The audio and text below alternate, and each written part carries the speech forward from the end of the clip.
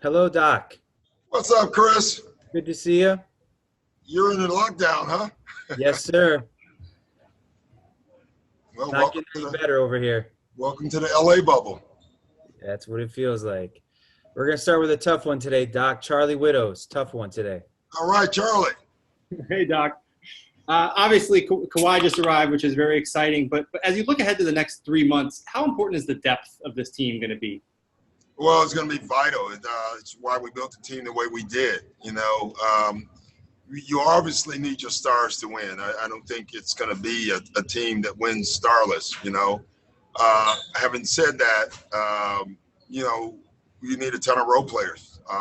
You need to be able to sustain injuries. And when you can, you still have a chance to win. And that will help our team. It also gives us an opportunity to play different lineups, and that's something we'll work on here in the first couple of weeks. Thanks, Charlie. Next up is Andrew. Andrew Greif.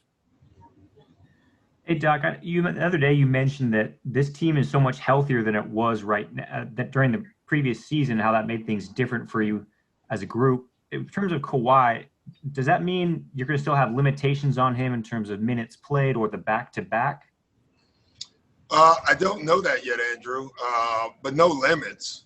Kawhi's healthy, for the most part. That still doesn't mean that we don't want to maintain him and get him through the first 8 games and get ready for the playoffs. We want to be smart about this, not just with Kawhi, it's with everybody. But having everybody healthy was more about training camp. I mean, we really did not have a great training camp because we didn't have enough bodies and enough of our key guys practicing and getting in. We have a virtually new team, so we needed our new guys to be on the floor, and we didn't have that ability to do that. This time, for the most part, we'll have everybody in. Thanks, Andrew. Next up is Cameron.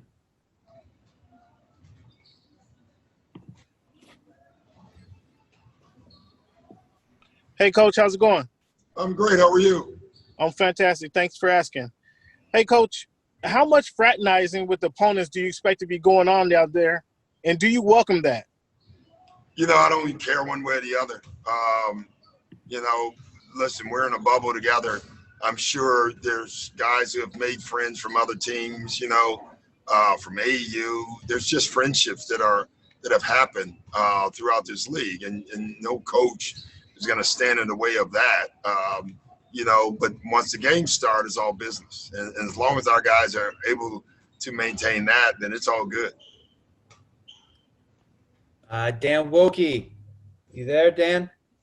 I'm here, just soaking in every word, Chris. Doc, we've got 2 positive tests reported from players during quarantine. There were a number of players, obviously, that haven't made trips. Russell Westbrook announced that he tested positive. We've seen 2 players break quarantine protocols already. I'm just curious, how confident has your confidence level in this getting pulled off changed at all?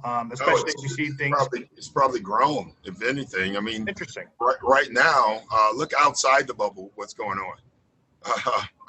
Right now the United States is on fire in some ways as far as COVID. And here, we've had 2 tests. We've had 2 guys. 2 guys who broke protocol.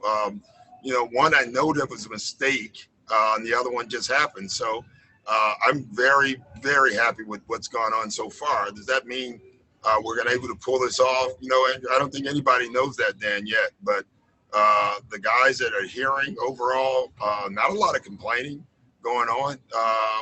We don't have the place to complain when you think about it, what's going on in the world. So, no, I'm fine with what's going on. Thanks, Dan. Next question from Farbad. Hi, Doc. Landry mentioned during the quarantine the chemistry had improved because everybody was talking so much on the group chat. Now that you've got everybody together, is that something you've seen, that the chemistry is even better than before? I don't know. I don't think you really know chemistry until adversity hits or until you get on the floor and you start playing. Chemistry is great, as far as guys knowing each other. All the new guys now know each other. So as far as off-court and verbal chemistry, it's unbelievable. But you'll know your chemistry when it gets tested, and that's yet to happen yet. Thanks, Doc. Last question from today is from Tomer. Hey, Doc. I just wanted to. Rajon Rondo suffered a hand fracture yesterday. I was Yeah. wondering your thoughts on just how important it is to be careful with injuries, because we know that players want to play through things. And how much more attention are you putting on making sure these guys are 100% or close to it and not pushing them too hard? Well, it doesn't matter how hard you push them. You know, you got to play. I mean, we're playing basketball. So you're going to have competitive practices like every team will. And it happens, you know, listen, no one is trying to get anyone injured.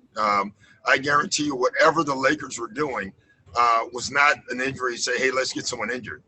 It happens. This is part of sports. Like, you know, you can be running down the floor with no one around and you can go down. So there's almost no way to prevent injury other than not playing at all.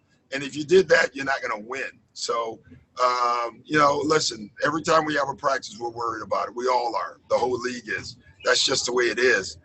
But you need it to get better.